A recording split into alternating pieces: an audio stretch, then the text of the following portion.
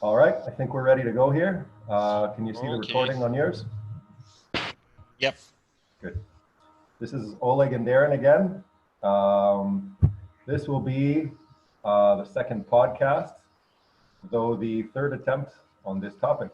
The gods of fraudulent combat seem to have spited us the last two times, so we'll try it again here and uh, see what happens. How are you doing, brother? I'm fine, thank you very much. It's spring here, though it turns out to be a bit cold spring, but still it's fine, nice. Sweet. Uh, we seems like we have just passed the coronavirus peak, and we seems like we don't have any pandemic outbreaks here. Our hospitals work in the usual order. Mm, so it was easier than usually it is said to be. Good. No, we're the same. They seem to have managed the first wave peak at least rather smoothly. We had no overwhelming of the medical system or the health system in any way. Now things are opening again, so now we'll wait and see what's happening. But no, uh, so far so good. yep, but it is some kind of, well, we are a bit proud even. Yeah, I'm not at that point yet. I mean, everybody here seems to be, and legitimately so, quite thrilled at the positive press that Costa Rica has received for how they've handled the pandemic so far. But this is a wait and see and a battle of attrition. The fact is that there are only two countries in Europe without quarantine. It's Sweden and us. Yeah. And all the world is currently looking at us. Mhm. Yeah, I think it's because it's a different avenue of tactics. Um, I know that the mortality rate in Sweden is generally fairly high considering other countries that have quarantined, but the idea is also that it's a long-term venture. So, I mean, from my part at least, to make huge judgments and assessments at this point is kind of moot. I mean, this is going to be a war, not a Yeah, fight. yeah, And we're in this for the long run and on a number of different platforms, including economically, financially, emotionally, and psychologically. So, I mean, it's a little early at this point. yeah, agreed. What I do know is that seeing people crack and snap and fall apart now before they've even hit points of panic um, tells me a lot about what's going to be transpiring. I mean, if we're this early on, which I guess after 2 months for most people isn't early, um, and you're falling apart at the seams already, this is going to be a long ride for you. Um, Yeah. and we're seeing that quite frequently here. So time will tell. I mean, we'll see where it all leads, and it's step by step. So let's see. Anyway, moving on, the topic that we were going to address, and as I speak this, I'm waiting to get struck down by lightning. Uh, we were planning on doing a session on fight fundamentals. So I guess before we get into the actual discussion, we should at least define what those are. There seems to be a lot of discrepancy and misunderstanding in the martial arts, combat, self-defense world on what that actually means. And note that we're talking about the physical area here. We're not talking about soft skills generally. We're we're talking about the training and preparation for violent combat or fighting or hard sparring or whatever the case may be. So, I mean, what are fight fundamentals? I mean, I can give a list here of things that I usually focus on, and Oleg, if you want to jump in right after that and add what I may have forgotten or some things that you add to that. Then we'll go from there and branch off into a conversation from that. Fight fundamentals. What we mean by fight fundamentals are the universal things that make one functional under duress and stress and tension and resistance. Things like balance and agility and body control, timing, distance, or what some people in FMA at least call measure, strength training, speed, power generation, rhythm or dealing with broken rhythm, understanding that, ranges, accuracy. So it's a big overlay on the things that you delve into in the midst of that tense environment. Is there anything you want to add, Oleg? How do you feel about the definition? I'm okay with it. Basically, you mentioned more than I usually mention in this topic. For me, well, first of all, as usual, sorry in advance for my English. I'm not a native speaker. The second thing is that by no means I don't intend to sound like a final truth here. But for me, fight fundamentals are usually concentrated in physical conditions and tactics. Fair enough. Do you want to branch off on what that means to you, or what elements of focus that you add into that? Well, first of all, physical conditions, and I put them ahead of everything else, because simply we should be able to do things physically. Like it's not only fighting; it's everything. We should be physically prepared to do some kind of a job, starting with digging holes and taking different heavy things and finishing with combat. Everything in our life needs certain physical conditions. Mhm. So first of all, it's just physique. The second is agility. And again, it's not some specific agility for some fight or etc. It's just basic agility, because basic agility gives us freedom of movement. And in my opinion, we should not uh, concentrate only in martial arts agility. We should develop agility as a whole. I would agree with that. I think focusing on those elements transfers from one to the other, though. If you're doing it correctly, they should be transferable skill sets. I mean, from regular daily living and functional body to combat, or the reverse is also. Um, I also believe that there is an element, this is personally, I mean, you can disagree with me if you want. There should be activity specific conditioning. I mean, so often I've seen people come in to get training from me or from other people, and they're incredibly fit. You know, they run triathlons, they're joggers, they go to the gym 3 times a week.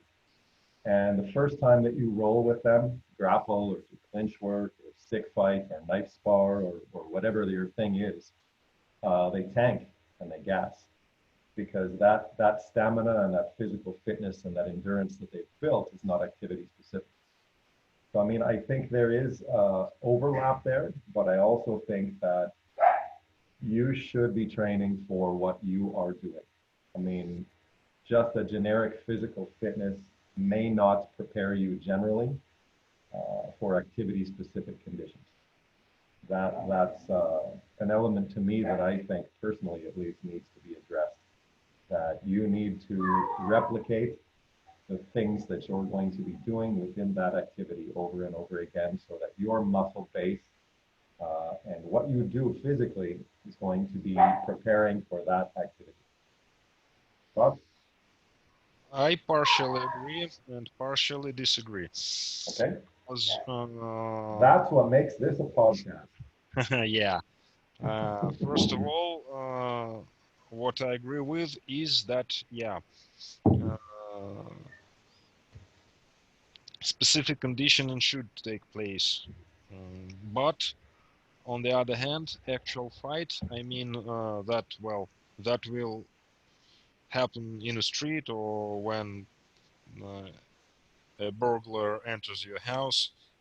It's usually very quick Mhm. because tactically I can divide fight itself in several phases, and the actual fight is a very quick one. Well, if you would like to know, I can delve a bit deeper in this subject. If you'd like. Uh, First of all, as soon as we are not talking about mental activities and etc., so there is a pre-fight, as we all know, and we will not discuss it here. No, that's probably too big of a topic to enter into this. Yeah. So it's pre-fight, then it is fight itself, and the fight itself could be divided, judging by how it usually happens in the street, statistics, and police records, and etc. The first phase of the fight is, I could say it, assault fighting, when both the participants try to do their best to beat up his or her opponent. And this phase is usually very short. It's some 10-15 seconds. And this period is very important because it is here where the winner is decided, regardless of what happened after. Mhm. When this period is over, some 15 seconds, then I usually call the following part a positionary fighting.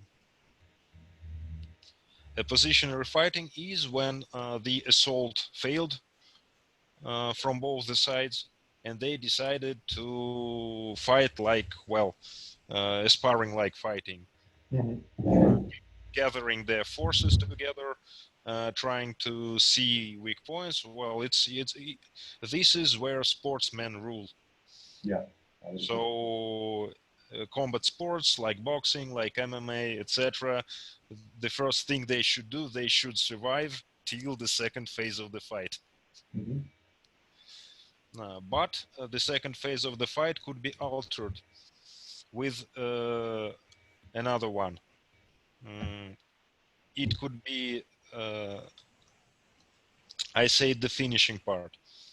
It is when the assault part showed us that one of the opponents is more successful. Mhm. And after the assault, he would just finish. It could be kicking on the ground, it could be just grabbing and hitting, ground and pound, anything else, but it is actually finishing, it's not fighting. Mhm. And taking into consideration a very short amount of time of the first phase, basically you don't need any specific activity fitness for it. Just basic fitness will serve you well in it. Yeah, I would agree with that. So this is what I disagree with a bit with you. Okay. Um, I'll get into two different elements to that and add to what you're talking about. I believe from personal research, experience, anecdotes from other authentic people that there are two systems that work here. There is always, if it's an ambush type attack, an unprepared for, what they call asymmetrical or asocial type of attack, um, we have a default system in place. And I think that is where so many martial arts and combatives training falls apart. We have an instinctive response that's evolutionary where a number of these flinch responses come from, covers, it's just hanging on to that next level. And if you don't prepare for that happening, that's when the second phase falls apart. And I think that's where activity specific training or scenario training comes in handy. Because that first thing that happens, that first phase is overwhelming for a lot of people that are not exposed to violence, that don't have that combat training. That is where the system will shut down if you can't overrun it and get to that second phase of whatever it is, training or coherent response or experience or whatever it is. It's not just martial arts or physical training, but it comes from experience as well. I don't know if I'm making that clear, but I think there's a first phase when you're not prepared for things like that ambush attack or that home invasion or that road rage, that sudden road rage, to give examples, that mugging on the street, where people get overwhelmed by that first phase of adrenaline, and they just can't get over that and get to number two. I think that's where that mental mindset element comes into play. But if you can't get through system one, you're not going to have accessibility to system two. If you can manage and do those things that you said and make it through system one, even in a flawed manner or with minimal injury or having some coherence mentally, that you're in a violent conflict and you need to react, then you have that ability to get to that system two, that dueling, that style training, if it's functional and if it's been preparing you properly for this event. Does that make sense? Yes, though I must admit that from what I teach, our strategy is based upon the statement that phase one should be the final one in the fight. No phase two, no phase three. No, but if you're on the receiving end, and I mean, we're not. Even if regardless of what end you are in. No, but my point is that phase one is that evolutionary response of reacting to what's happening. You're not countering at that point. Phase two is the countering point. Phase two is the response. Phase two is the reaction to what happened in phase one. So I mean, if we're not talking a duel or a bar fight or something along those lines, some agreed upon combat, some symmetrical thing, that first phase is the attack from the other person. And your role in that phase one is survival and maintenance and hanging on and becoming coherent. I'm not talking about a time limit. There can be a very fast time limit from phase one to phase two. Your response is always going to be phase two. From my experience, you are the one reacting to that. Yeah. That maybe I made it a little more clear. From the action reactionary point of view, yeah, I agree. Yeah. My bad for clarification. But just as an aside here, I mean, what I see a lot of is, take for instance, I know this isn't your favorite thing, but it is my base, so I'll start from there. A lot of the weapon systems that I've trained in, and we'll use Filipino martial arts here, you see people doing hubad and sombrada and all of these flashy drills going on. And I find it comical in that if you can justify and articulate why you're doing it and where it's leading, I'm okay with it. Do your thing. It doesn't bother me. But so often you see hubad being a thing unto itself, where just doing it faster is considered high level and prepping for some form of combat. And when you ask these guys, what does hubad have to do with fight fundamentalism? What does hubad have to do with fight training? And the same response is always given. Well, it develops attributes. Oh, well, what attributes does it develop? Well, no, humor me. What attributes does hubad develop? Well, it develops hand-eye. Well, so does sparring with a knife. That also develops hand-eye. So that's what I mean by activity specific. When you're doing all of these flashy, beautiful trimmings and then calling it attribute development, that's where I have an issue. I truly believe, personally at least, that you can immerse people in tension and stress almost immediately. You can do it with restraint. You can do it simultaneously while you're building fight fundamentals.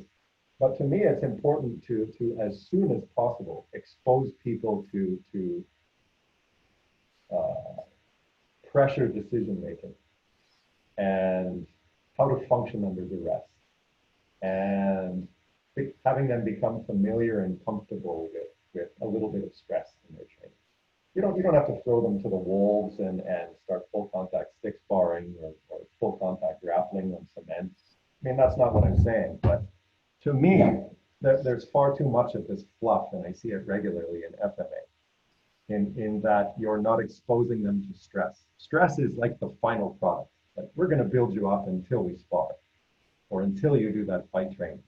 And it defeats the whole purpose and adds to the anxiety and fear of the person, the average person. I'm not talking about people that, like you and I who have been professionals or done this for a quarter century, but the average person,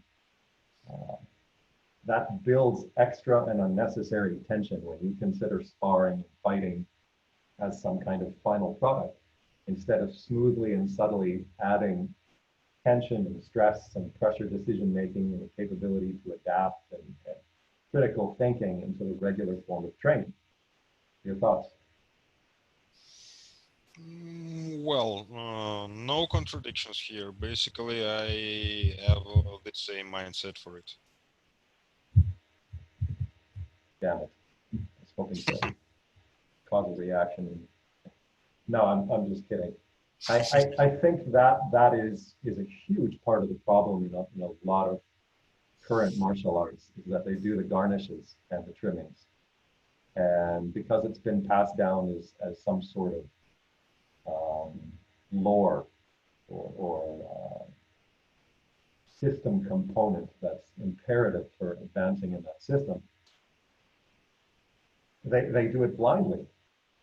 And I think it's hugely important to ask, why am I doing this? What am I doing it for? What is it cultivating in the final product? Is it imperative, or can I throw it away and find a more pragmatic avenue of addressing that issue?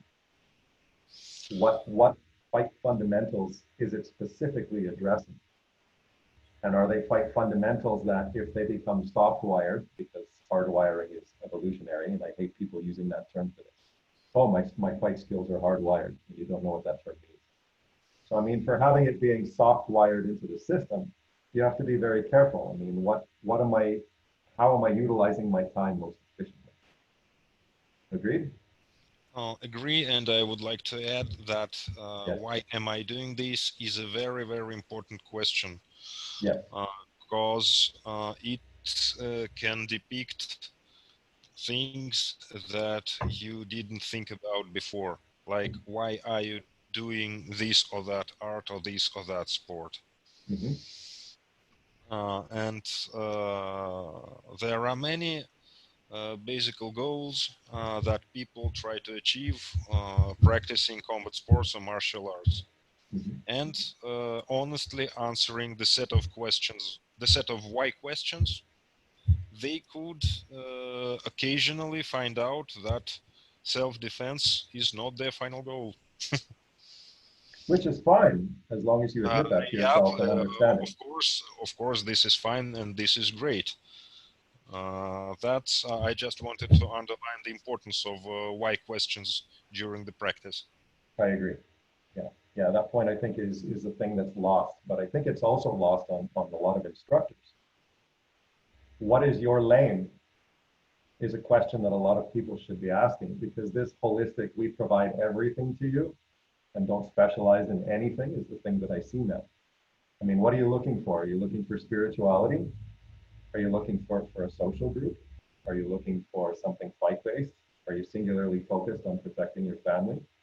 I mean, if an instructor says we provide all of that, I call bullshit. I mean, you don't know your lane.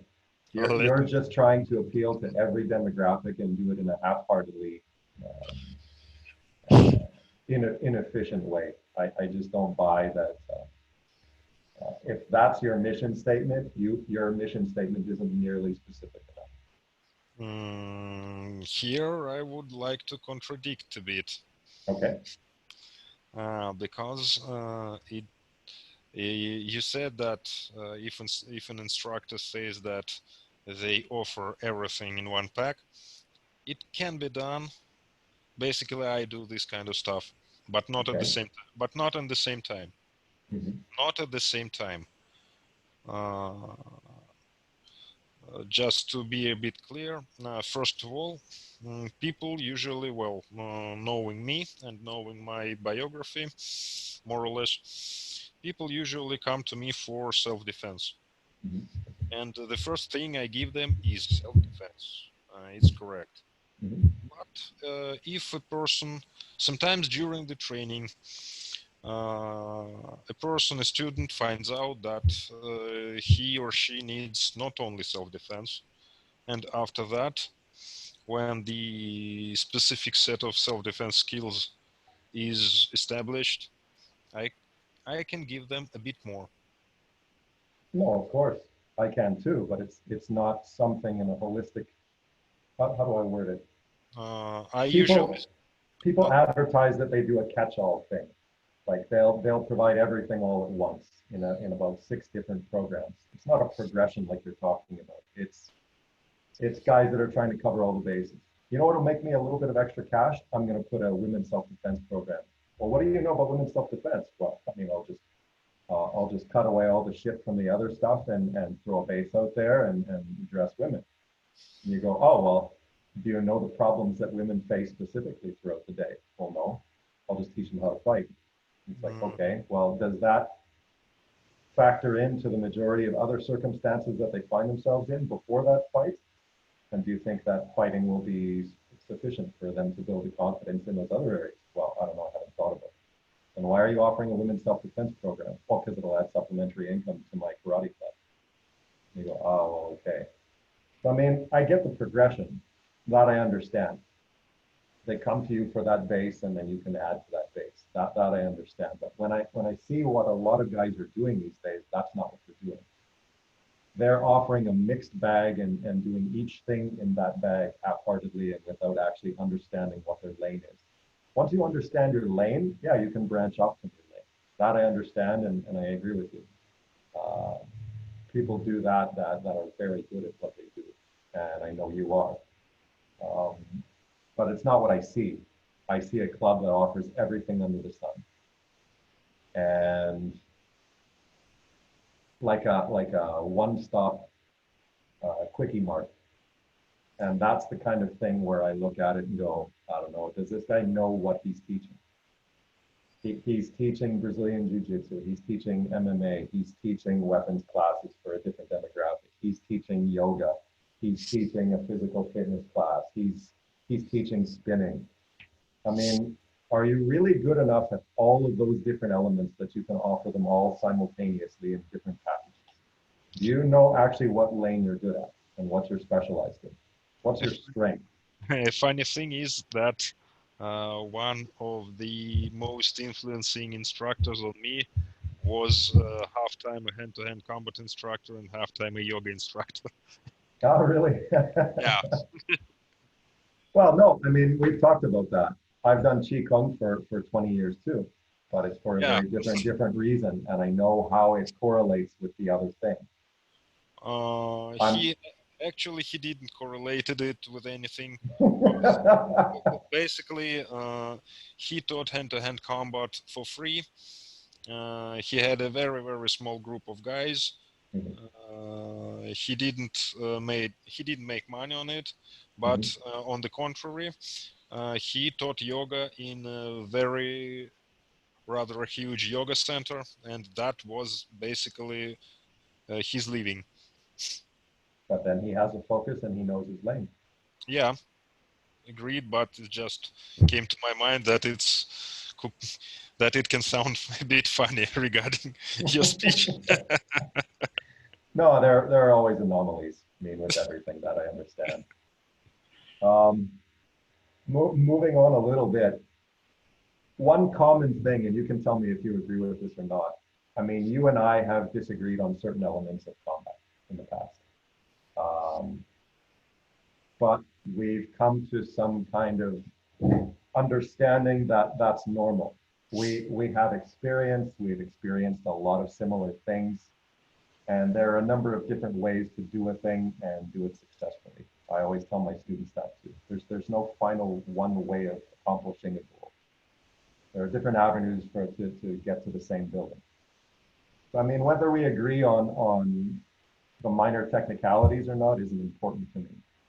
But one universal thing I see um, with people that are fight functional or focus on resistance training or focus on the combative elements of the arts is that they generally look boring. They do the fundamentals so well that there's a subtlety in watching what they do. And if you're also somebody like that, you catch it. But many people don't. Being a fundamentalist generally means that what you're doing, what you see others doing is somewhat of a boring escapade because people are good at what they do in a non-flashy way. And I see a lot of guys rising to the top of the industry financially that run with a gimmick. They pick one gimmick, they become extremely good at it. I'm not going to mention any names, not because I'm worried about any backlash, but because I don't want to draw attention to names that I don't feel it should be directed towards. But they do the one gimmick. And I can think of 5 or 6 names off the top of my head that do that gimmick so that it looks fantastic. But it's context free. It is lacking in a fundamental aspect because it's just an isolated thing. That's where I call it, where the term gimmick I get from. It's just an isolated thing unto itself. And generally, when you see these people doing anything under duress, it falls apart because it's not attached to that gimmick thing again. So, I mean, it's a boring avenue. I get it, but people don't seem to understand that getting good at the fundamentals means that it's a boring, tedious process. It's planning for that 7-second fight for 25 years and being attentive to those little micro details and getting better at the minutia of things. And it may not look flashy and it doesn't look marketable, but it works. So what do you think? I'd like to, well, first of all, basics is basics.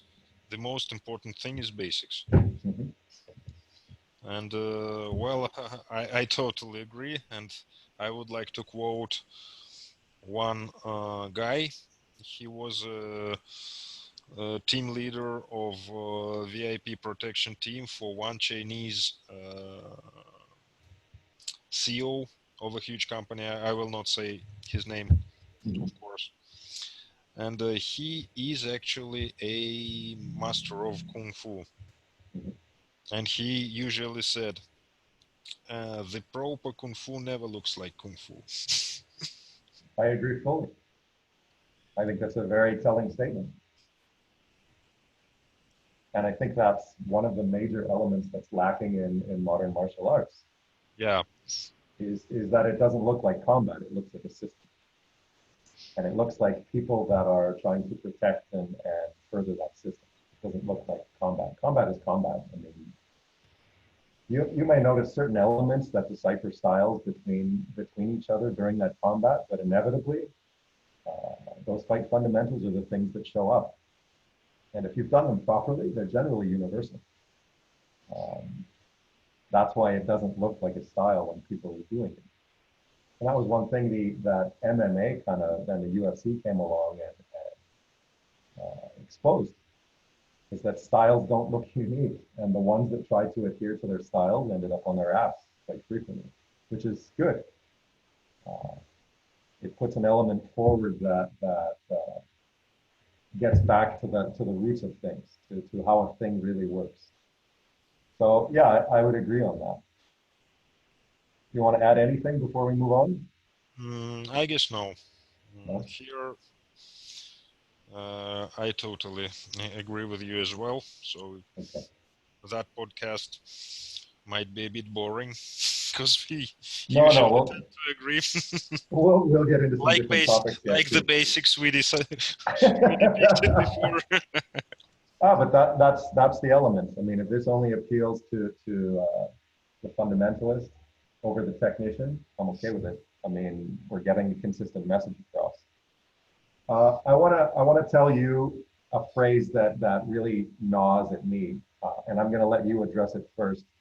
I always hear this phrase regarding devoting time to martial training, and that is that, well, hey, hell, anything is better than nothing, right? What do you think of that?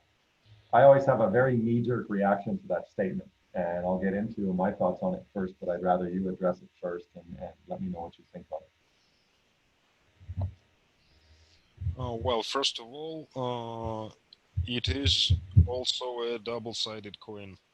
it. Okay, Because on the one hand, yes, anything is better than nothing, but we should take into consideration the circumstances.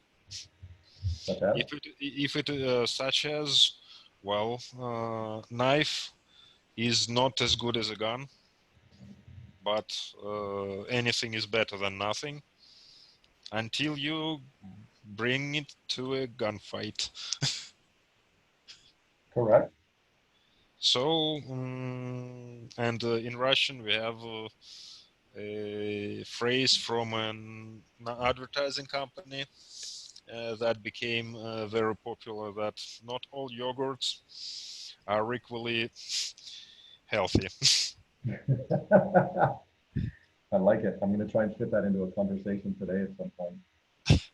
Yeah, so you should choose what to do because wrong skills could bring much harm. Mhm. How about any training is better than no training? For what? That very why question that we discussed before. For self-defense, for For self-protection, self-defense, for for self-defense, in what circumstances? Again, for the self-defense, well, a bar brawl, okay. In a bar brawl, any martial art will do. If it is self-defense from an aggressive robber, especially armed, then no. Depends on the circumstances. Fight is different. Fight is always different. Mhm. I I have always had a problem with that statement. Um, from my perspective, I would disagree with that. From what I see with a lot of people that are teaching self-defense, martial arts, and personal protection, and combatives, or whatever thing that you want to label your thing is, um, I would disagree with that. I don't think that anything is better than nothing. I think there is a very real possibility of overriding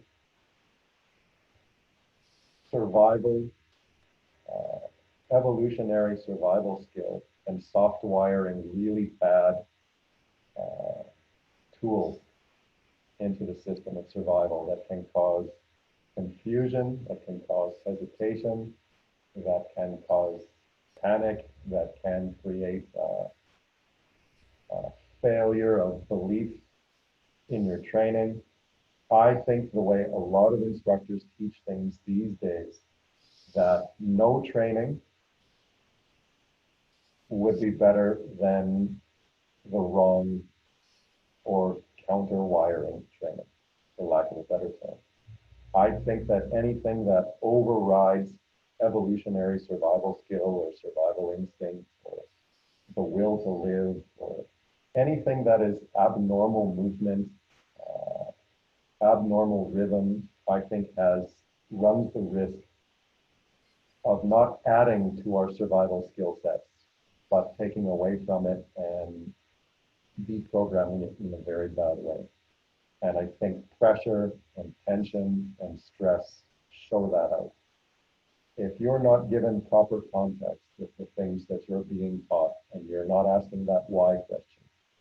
Some training can be much worse than no training at all. And to expand on that a little, we see most of the killings on the planet done by non-trained people. We see survival stories regularly from untrained people. And the survival stories we hear that are martially related, like, oh, he trained in Wing Chun, it's an anecdote to the overall picture. The Wing Chun had nothing at all to do with the things that he did. He was on autopilot. So, I mean, when you see people that fight every weekend, when you see people in prison, when you see people that are exposed to violence, real violence regularly, when you see people that do hard fight training or combat training or sport fight training, um, without the stylistic element. We see a lot of examples already of untrained people that are already extremely functional. Some that don't know it, some that do.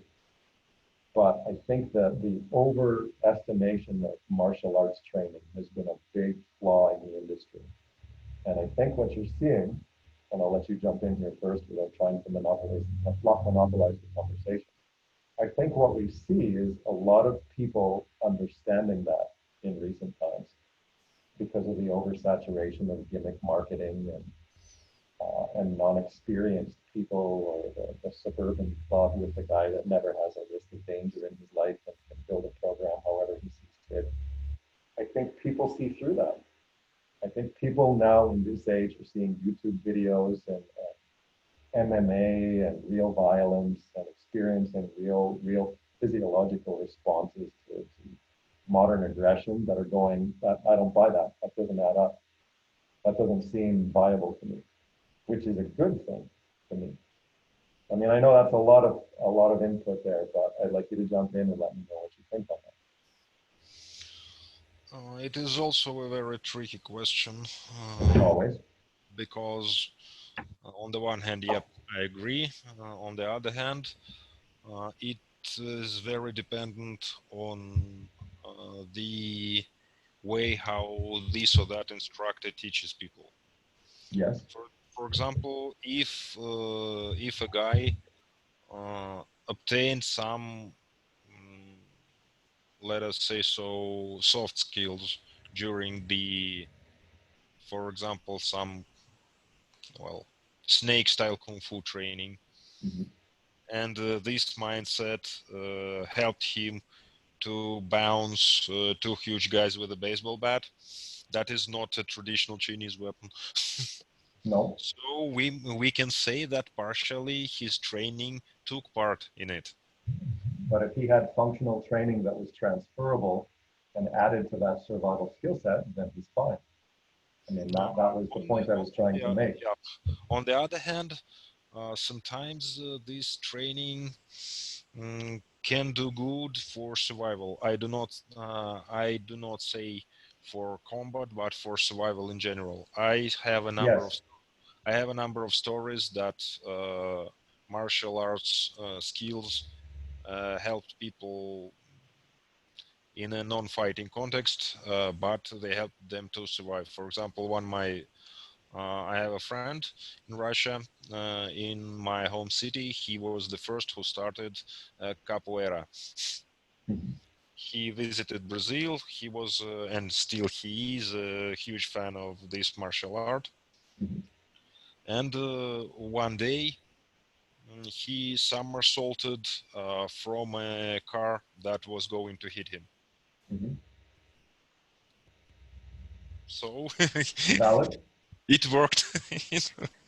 Valid. But my point is that, I mean, for a lot of this, I mean, I don't buy at all that you need martial arts to learn those soft skills that avoid avoid violence too. You can chalk it up to martial training, but can you get those skills and tactics and strategies to avoid conflict or be saved from it or mitigate it without martial arts training? Yeah, I mean, I think the answer is a Yes, you do, pretty but simple yes. the fact is, from my perspective, that the majority of people just they do not know where to look for, because it is a simple logic. I was once the same guy. Like, if I want to defend myself, if I want to survive, I should study martial arts or combat sport. Mhm. So we didn't know. Actually, we knew nothing about combat psychology. We knew nothing about conflict resolution skills and etc. Mhm. So, in a way,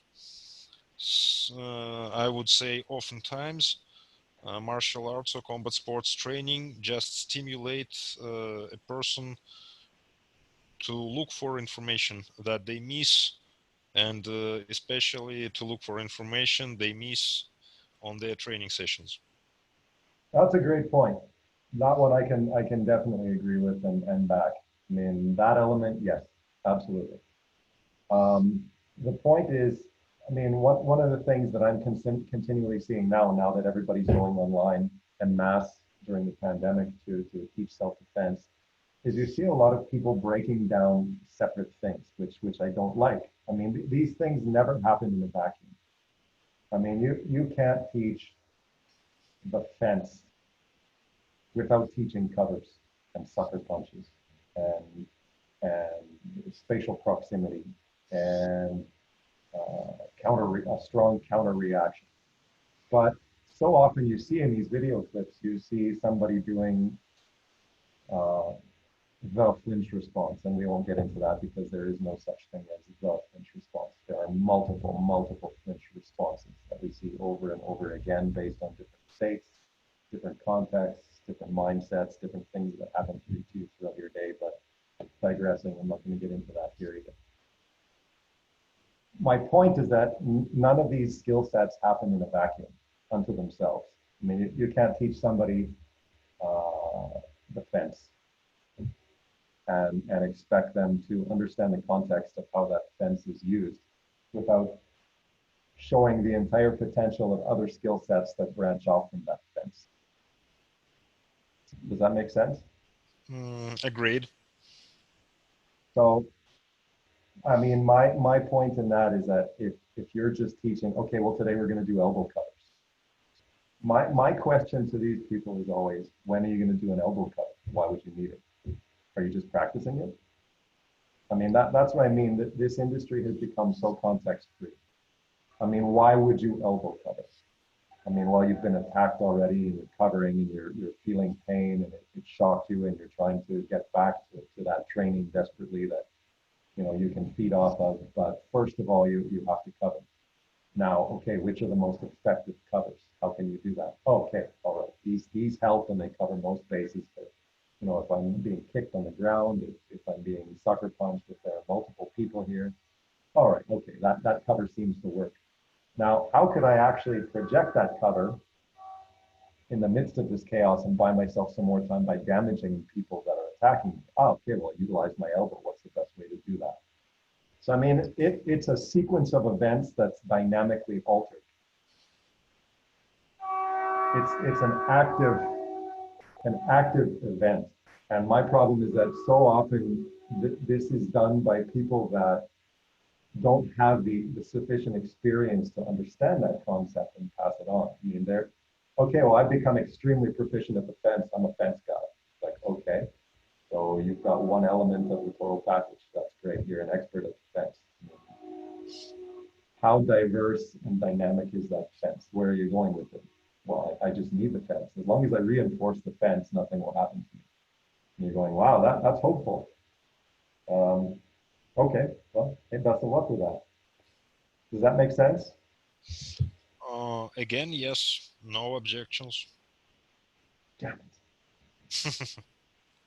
No, but I mean, even in the pandemic, we're seeing a lot of that. We're seeing these little micro elements being taught separately from everything else from the package deal.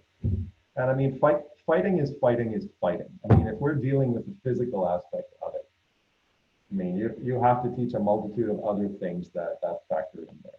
you can't micromanage these things. It's one thing for learning, like, okay, today we're going to focus on the fence, but tomorrow we have to focus on the cover, on the close, and keeping the eyes open during that fence, or having that fence fail, or at least partially fail, and what your reaction is going to be. I mean, now you're really soft wiring the whole picture. And then the following day, we're going to put on boxing gloves and really test that fence and see where it's weak and how we can reinforce it. But I don't see that. I see this micromanaging thing where today we're going to do this, tomorrow we're going to do that, and we're not going to put it all together. And if fighting is fighting, I mean, you have to understand that if we're talking about a progressively violent incident, the whole picture has to be taught at some point. You can't micromanage.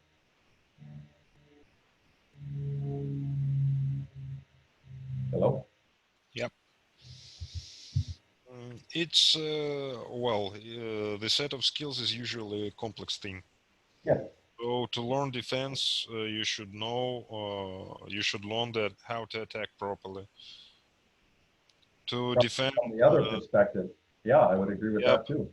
If you want to learn how to disarm to disarm a guy, you should first learn how to operate with this kind of weapon.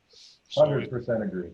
it's all connected between one another, and you cannot just take one element and teach it. Well, you can actually, but it will be of no use. Agreed. No, that's a great point. I agree with you fully there.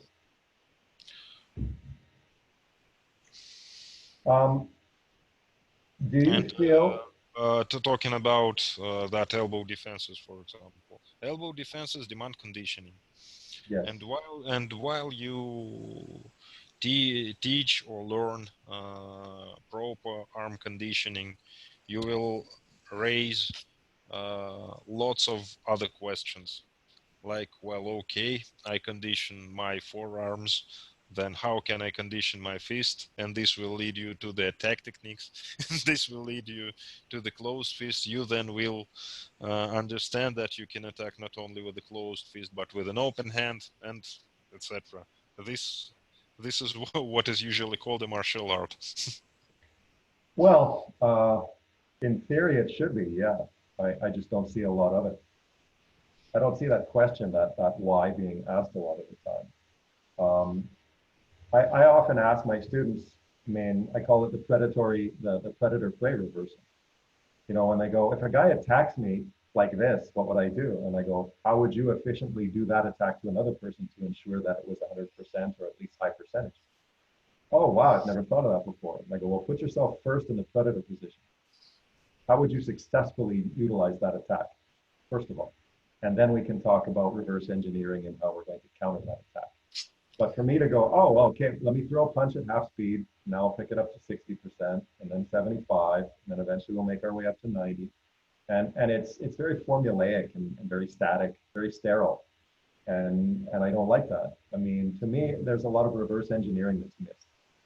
If I always think if I was a predator and I wanted to sucker punch somebody, how would I guarantee that that would work? Now I start to understand the dynamics that make that thing effective from the opposite perspective. And we always do everything from our perspective. Like as the defender and the righteous citizen, fuck that, man, really. I mean, do you really want to understand this whole thing, or do you want to just play the game and pretend that you do?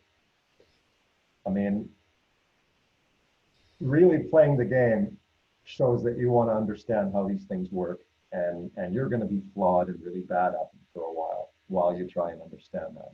But in the long run, it's going to be a huge payoff. And that's what I mean when I say reverse engineering, is that we go, okay, how would a real predator do this?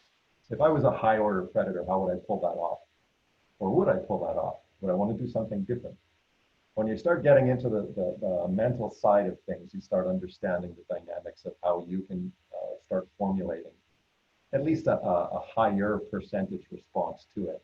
But if you're not going to do that and you're just going to go, oh man, well, I mean, yeah, my fence is solid. I mean, when my instructor throws a right cross at me, I'm good.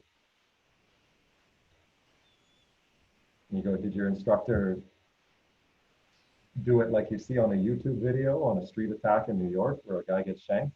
Well, no, no, I mean, no. You go, oh, okay. Well, all right then. Good for you. What do you think? Again, agree. No objections. Do you think, But let me, I just recalled shoot, one thing regarding the reverse engineering. okay. In my curriculum, I have defenses from a bunch of very awkward and well, let us say very awkward and weird grabs. Mhm. Just because I once back in the day have been grabbed like this, Mhm. and I know that in reality it could happen. Uh-huh. Well, that's the thing. A lot of women will tell you that too. Like most guys I hear go, "Oh, those Aikido escapes from those wrist grabs." I mean, who the hell grabs your wrist? And my wife said, I've had that happen quite a bit actually. Yeah. So I mean, it's perspective. You know, I've never been forcefully had my wrist grabbed. So I mean but that doesn't mean that it's a stupid response because if you ask a woman if she's had her wrist grabbed, a lot will tell you they absolutely have, and there's some validity in learning wrist escapes or wrist retractions or those things. So I mean, it's contextual. The bottom line is that do you think that your wrist is going to be grabbed? Well, no. But do you think that some people out there have had that happen and it's viable in some context? Well, if you can say yes, then it's not stupid just because you haven't experienced it. Do you feel, Oleg, that people are fine without martial arts? Do you think that it's needed? They Do you are. think that fight fundamentals are a thing that needs to be taught through martial arts, or do you think some people understand that fundamental element Mm, without the training? fact is that every martial art contains this element, and the another thing is whether it is currently remembered or not. Mhm. As a former karate guy, I now see with the greatest pleasure that uh, people research old Okinawan ways, like it was of the times when it was Okinawa te, but not karate, like Mhm. ancient ones where this art was basically a hand-to-hand combat, some like Okinawan combatives, and suddenly, in quotation marks, suddenly it turned out that karate was like that. Mhm. And it suddenly turned out that it contains everything you need in hand-to-hand combat. So martial arts is also an interesting topic, Mhm. whether they are properly understood or not. Yeah, I think that's a big element. I think that people take things at face value, or they try and transmit something that's really old to something current and misunderstand the context of that day and age. But I should make one important remark. This doesn't work with Chinese martial arts, unfortunately. I think there are Just, some important mechanics in Chinese martial arts that. there are mm, there were many historical events in China that basically almost killed the combat aspect of wushu, Mhm. and it was not misunderstanding. The Western misunderstanding was very late. Basically, kung fu was killed before by the Chinese themselves. Yeah, yeah, I think we're seeing that play out with some of the MMA guys that are So, challenging. uh, if there are any practitioner of kung fu among our potential listeners, I would recommend uh, to make their own research in term, not in the historical terms, but in terms of real combat, just to re-estimate, reassess the skill set they have, reassess the techniques, and try to think over how they should how they should work in these or that circumstances. Probably some moves will be removed. Probably some moves will be changed a bit, but it's all right. It's kung fu. But that's one of the reasons too why you look at some of these modern gimmicks and go, yeah, but they've done that in karate and jujitsu for, I mean, since their inception. What are you talking about? This new gimmick that's taking the world by storm. That everybody's going, oh wow, that's brilliant. You go, wow, man, if you had really studied Yeah, martialism, you've seen that over and over and over again. again. Yeah, I mean, to me, I shake my head and go, wow, people really, I mean, can be suckered into this stuff. And I see that with a number of big programs that are out there right now that are really selling because they're the new cutting edge progressive thing. And they're not progressive at all. I mean, these things have been around forever. And we see it over and over again. I mean, the one I'm not going to mention, but remember, I mean, it's the new, he's a genius, this and that. And then you see uh, some ex-Marine from 40 years ago that had a video doing the exact same thing from his traditional karate background. And I mean, there's nothing new on a long enough timeline. It's all been done.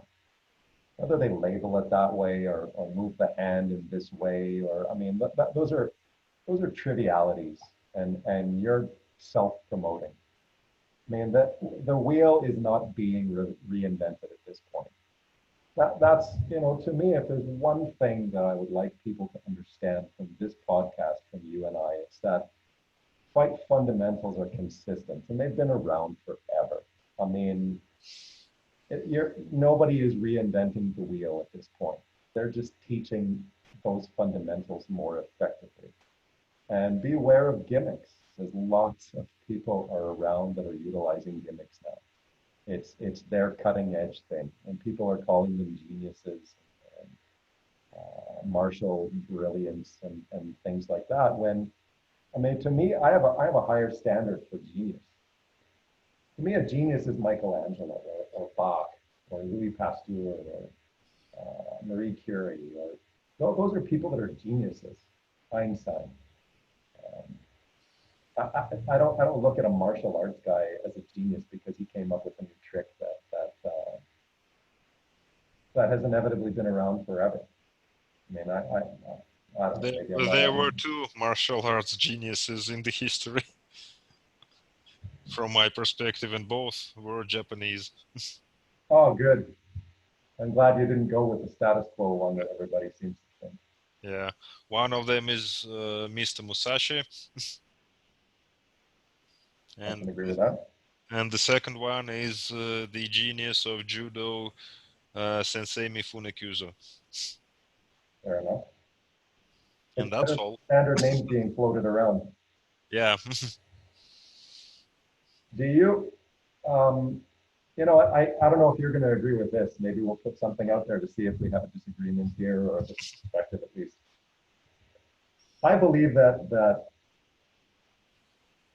without traditional martial arts, if you took the average person, like let's use, I'd like to use a woman as an example. I mean, there's a lot of, you know, one of the big global things right now is having a women's self-defense program, WSD, women's self-defense, women's self-defense. And I personally think that term is garbage. Um, I just don't see it as being as viable as people think. I mean, why do we have to baby and coddle women and give them something that demeans them in a way? I mean, yes, they do have different problems than we have, but I believe if you took the average woman and you got her super fit, I mean, physical stamina, physical fitness, endurance, weights, building strength, building explosiveness, building what I call suddenness. If you gave her proper context, with the tools she was building, and taught her aggression and proper mindset, and put it in a context of a way that could trigger those skill sets in a useful environment when needed. I think she'll be just fine compared to the 2 week women's self-defense program that she'll go out and learn. And I think she'll be fine for far longer. And at that point, it's a matter of upkeep instead of tool building. You're giving her a foundation of those fight fundamentals and a proper soft-wired brain to go with it. And that's a real dangerous combination. And it's to me far more valuable than the fluffy little WSD program that she's going to be taking and becoming an instructor in or projecting to other people. And I always get, to other people, that always seems controversial thing to me, but I don't know, that's my perspective on that.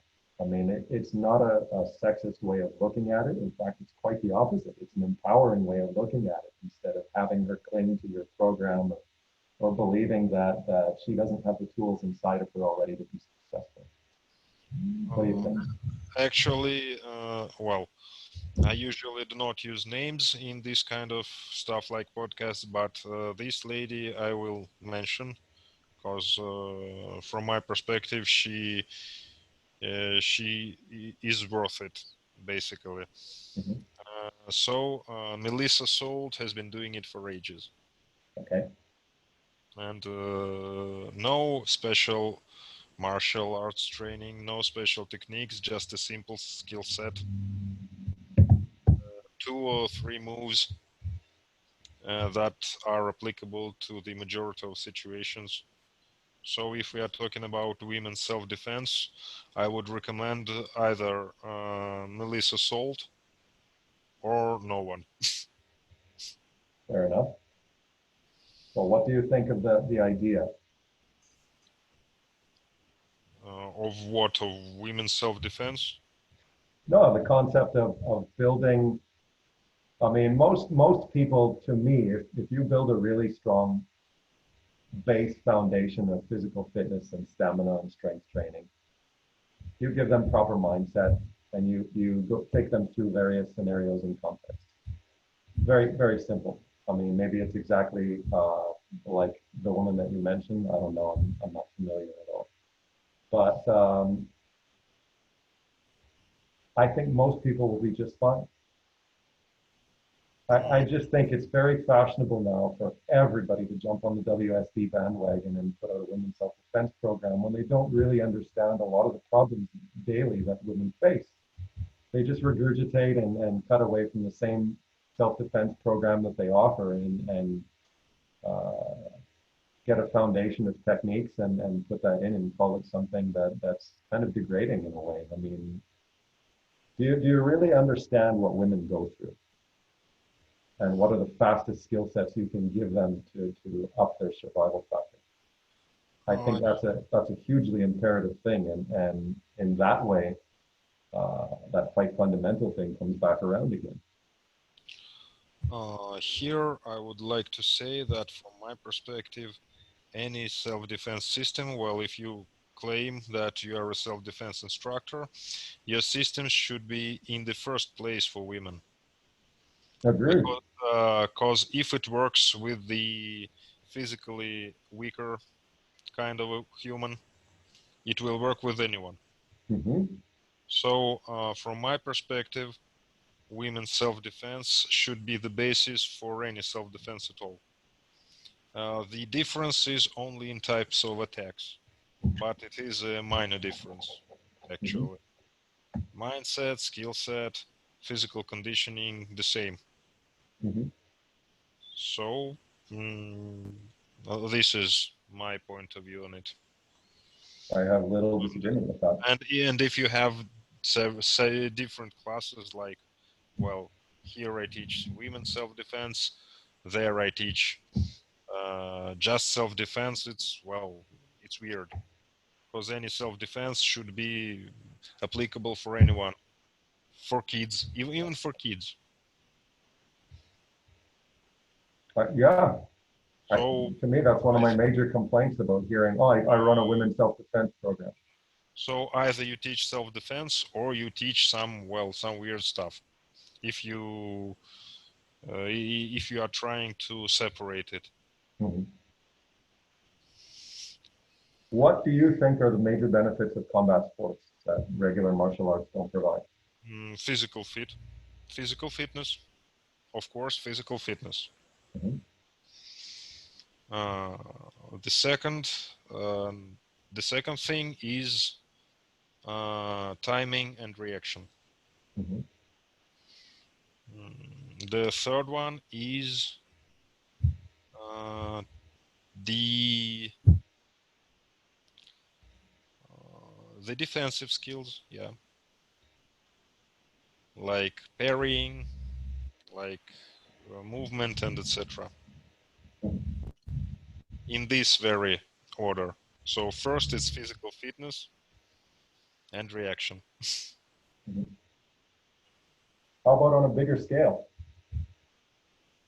Mm, I find combat sports give certain things that generally, and I mean we're talking about, you know, are there anomalies and exceptions to the rule with instructors? Yes, of course, but generally, some of the big picture things that I really like about combat sports, or even dueling with weapons, or that kind of element, um, the rush of training against somebody that's actively training back. So you have a dynamic opponent. And what that gives you is critical thinking skills. It gives you adaptability skills. It gives you snap decision making skills. And I think those are elements, those three examples. I'm not limiting it to that, but we'll say those three examples are things that are hugely missing in a lot of traditional martial arts. If a student doesn't develop those, you can be an eighth degree black belt at something and know the system inside and out, but you're going to be lacking in that fighting, that martial area. Um, I think those are tools that are hugely important. And if you haven't delved into the combat sports to understand that, or you haven't done actual fighting in real life, or been exposed to some level of violence, those can be real kickers for you uh, when things get tense. If you haven't been exposed to those things and cultivated them in some way, the stresses of a real violent scenario could come as quite a shock to you. Thoughts? agreed. And I would like to add that also combat sports uh, make you make you accept the idea that your potential attacker is not a dumbass. He's as trained as you, or even better. Mm-hmm. I think it also introduces the idea of flawed training, knowing that you can make a mistake and recover from it. Yeah, That's a huge confidence builder. It sure was for me over the years. The minute I started doing full contact stick fighting and shoot wrestling and the boxing, it was an eye opener. I mean, you get stopped dead in your tracks, but once you become comfortable, you start understanding that perfect training and aesthetic beauty doesn't have a place. Imperfect training is okay. And in fact, imperfect training is one of the reasons why I like fighting and training and sparring and doing resistance training with my own students. I want them to see me make mistakes. I want them to see me recover from those mistakes. I want them to learn to recover from those mistakes and know that the minute something is a little bit dicey or stressful, it's not the end of the world. You're still in this. I mean, that mental acuity is a huge tool that just regurgitating systems just simply doesn't teach you. Jump in if you want.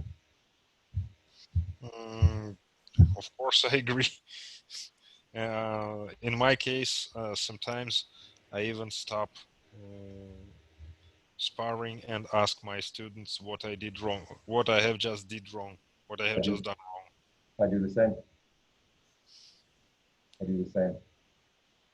Um, I'll introduce one last thing here. I know we're running a little bit over time because it's a fascinating topic for both of us. Of course. But I've addressed this and I've written articles on it and I've talked about it, and it seems to be a real controversial thing. People that have fighting and violence experience seem to be the ones that agree with it and nod their head when they're reading it. And traditionalists seem to not as much. And that is micro movements, in fight micro movements. Those little things that you do to get out of trouble or make a thing work or put another person in duress. And those are hard to teach. I mean, you can teach them from a sparring conceptual idea or tell people what you did, but inevitably those are things that people have to develop themselves. And the only way of doing that is to be under duress and play and figure those things out. That's the adaptability part. But those little micro movements are person specific. They're based on your body type and your reactions and your thought process. And that's an element that you very rarely see in a lot of martial arts training because it's not a present thing that's part of that system regurgitation. But I found that those micro movements are a huge element. You know what I know you admitted that you know exactly what I'm talking about when we discuss Yeah. those things. Funny thing is that basically if we're talking about Chinese martial arts, that the inner family like Tai Chi, Pakwa, and Xing Yi, Mhm. the great variety of schools there is basically based upon each person's micro movements. So not all traditional martial arts decline that micro movements are important. No, not at all. Basically, it is in some of the arts, they call it the flow. Mhm. And There's another word that's brutally abused in Filipino martial arts. yeah, I know. And but between Filipino maze and Chinese maze, there is different meaning. They have different meaning for it. Mhm. Mhm. And yes, I agree that micro movements. Basically, we don't have equal bodies. Like, yes, of course, we all have one head, two arms, and two legs, and usually one body. But the fact is that we have different proportions. We have different length of our limbs. We have different weight. We have different muscles. We have different structure, and all these, when you try to optimize your movement, even within the frames of one particular system, uh, you and, for example, another guy will usually will find slightly different ways of doing the same thing, Yes, just because you are not equal in everything. yes, Uh, the anatomy is different. The and doing anatomy. it and doing it successfully, might I add. Yes, of course, and doing it successfully. That also concerns micro movements. Micro movements is nothing more than how your body, your very personal body reacts on this kind of stuff. Mhm. And yet it seemed to draw such shock when I first posted that article. But most people that had a fight background or a violence background got it right away. They're like, oh yeah, absolutely. The people that seemed to have resistance to it were the high ranking, popular name grandmaster kind of people. I mean, I had an email, a private email from one going, that's bullshit. There are no such thing as micro movements. And I was like, okay, you don't get it. And that obviously causes a big rise in blood pressure from the other person. But to me, it's very simple. I mean, if you don't understand that, you haven't been uh, I don't know. To me, you're lacking something in your training, or you haven't had exposure, or your experience is limited, or I mean, to call that out and say, oh, I mean, to me, micro movements is not some brilliant discovery. again, I mean, it's been around forever. I mean, if I put a new name to it or explained it in a different way, I mean, maybe, but it's again, not reinventing the wheel. It's a very simple thing that most people that have played with resistance understand instinctively. It's a known entity, and for you to deny it in some way and say, "Oh, that's crap." I mean, you have no idea what you're talking about. My response to that is, "Oh, okay, you're you don't have sufficient experience with your seventh degree black belt to get what I'm talking about. That's unfortunate. But I mean, it's your loss." One more proof in boxing, in European boxing, we have only two types of defenses, of body defenses. It is shoulder rolling and ducking. Mhm. So just two ways how to defend yourself using your body. And we have Roy Jones Jr. and we have Floyd Mayweather. Mhm. They move very differently, and this is their own micro movement. Yes, absolutely. And even within the framework of what you're And saying of yeah, slipping and ducking, and this but is micro movements that made both of these guys so famous. yes, but even taking a step back from Mayweather and Jones Jr., even just the slipping and ducking, you can get 10 people doing it very, very, very effectively, and each of the 10 have their own micro movements that make that thing successful for them under That's it. duress. That's it. So, I mean, to me, it's a very simple thing. I didn't get all backlash from it, but I mean, Uh, I very rarely do at this point. well, for me as well, I don't see anything revolutionary in this concept. It's not, I mean, Sorry, I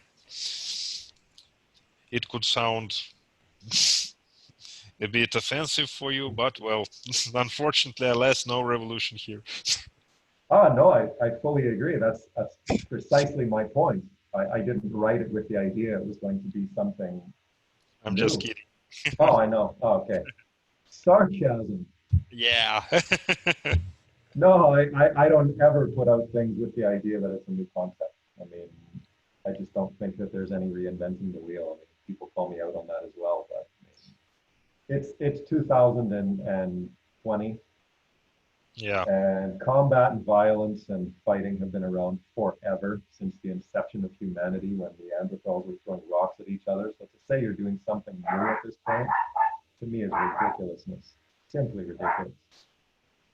I mean, we've had a long enough timeline already that if you think you're doing something absolutely unique in one of the most peaceful times in recorded history yeah. for humankind, is you being deluded and self-important. But I'll digress on that. Anyways, do you have Everything has been invented before us, everything, but sometimes forgot. but sometimes forgotten, recycled? Yes. So anyways, do you want to finish up? Do you want to give final comments on the chat, and then we'll wrap it up? And just, Basically, well, it was as usual my greatest pleasure, and this topic, at last, probably we made it. I hope. Now let's just see if we can put it out to the public. Yeah. So it was my greatest pleasure. Thank you once again uh, Return. for having invited me. And as usual, sorry in advance for my pronunciation. Oh, not at all. You came up very clearly. Let's do it again. Great, with my greatest pleasure as well. Return, brother. You have yourself a safe and secure weekend. Thank you to you too. Send my warmest regards to the family. Sounds good. Return to you, man. Yeah, thank you. So, bye. Have a nice day. You too. Ciao. Ciao.